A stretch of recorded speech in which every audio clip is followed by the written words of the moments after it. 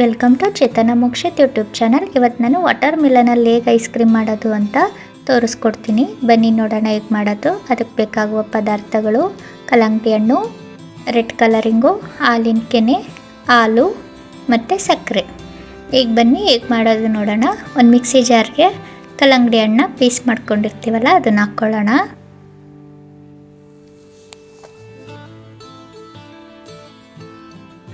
Next sweet ನೋಡಿಕೊಂಡು sugar ಎಷ್ಟು ಬೇಕೋ ಅಷ್ಟು ಆ್ಯಡ್ ಮಾಡ್ಕೊಳ್ಳೋಣ.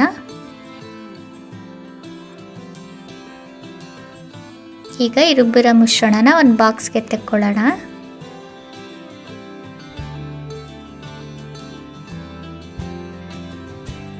ನೆಕ್ಸ್ಟು ಇದಕ್ಕೆ ಸ್ವಲ್ಪ ಹಾಲಿನ ಕೆನೆ ಹಾಕ್ಕೊಳ್ಳೋಣ. ಅಥವಾ ಅಂಗಡಿಯಲ್ಲಿ ಮಲೈ ಕ್ರೀಮ್ ಅಂತ ಸಿಗುತ್ತೆ, ತೊಗೊಂಡು ಹಾಕ್ಕೊಬೋದು. ಅದು ಸಿಕ್ಕಿಲ್ಲ ಅಂದರೆ ಕಾಯಿಸಿರೋ ಹಾಲಿನ ಕೆನೆ ತೊಗೊಂಡು ಹಾಕ್ಕೊಬೋದು.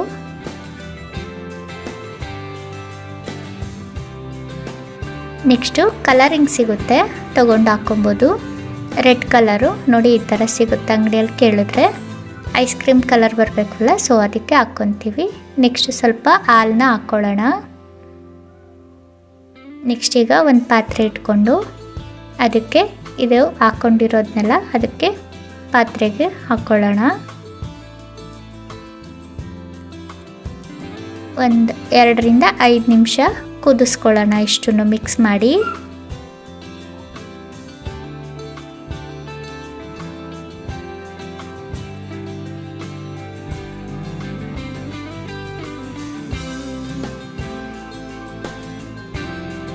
ಚೆನ್ನಾಗಿ ಎಲ್ಲವನ್ನು ಮಿಕ್ಸ್ ಮಾಡ್ಕೊಬೇಕು.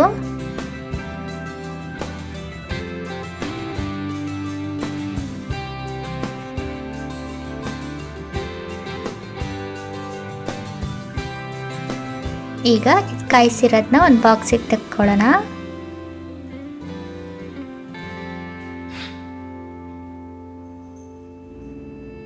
ನೆಕ್ಸ್ಟು ಇದು ಆರಿದ್ಮೇಲೆ ಸ್ವಲ್ಪ ಹೊತ್ತು ಫ್ರಿಜ್ಜಲ್ಲಿ ಇಡೋಣ, ಒಂದು 2 ರಿಂದ 3 ಅವರು. ಈಗ ನೋಡಿ ಐಸ್ ಕ್ರೀಮ್ ರೆಡಿ ಆಗಿದೆ. ಈ ಥರ ಬಾಕ್ಸಲ್ಲಾದರೂ ಮಾಡ್ಕೊಬೋದು, ಬಾಕ್ಸ್ ಶೇಪು, ಅಥವಾ ಒಂದು ಲೋಟ ತೊಗೊಂಡು ಸ್ಪೂನ್ ಸಿಕ್ಕಿಸಿ ಕಪ್ಪಲ್ಲಾದರೂ ಮಾಡ್ಕೊಬೋದು ಕ್ಯಾಂಡಿ ಥರ. ನೋಡಿ ಈ ಥರ ಕಪ್ಪಲ್ಲಿ ಕ್ಯಾಂಡಿ ಐಸ್ ಕ್ರೀಮ್ ಮಾಡ್ಕೊಬೋದು. ತುಂಬ ರುಚಿಯಾಗಿರುತ್ತೆ. ನೀವು ಒಂದು ಸಲ ಮನೇಲಿ ಟ್ರೈ ಮಾಡಿ ನೋಡಿ. ವಾಟರ್ ಮೆಲನ್ ಐಸ್ ಕ್ರೀಮು ತುಂಬ ರುಚಿಯಾಗಿ ಬರುತ್ತೆ. Thank you.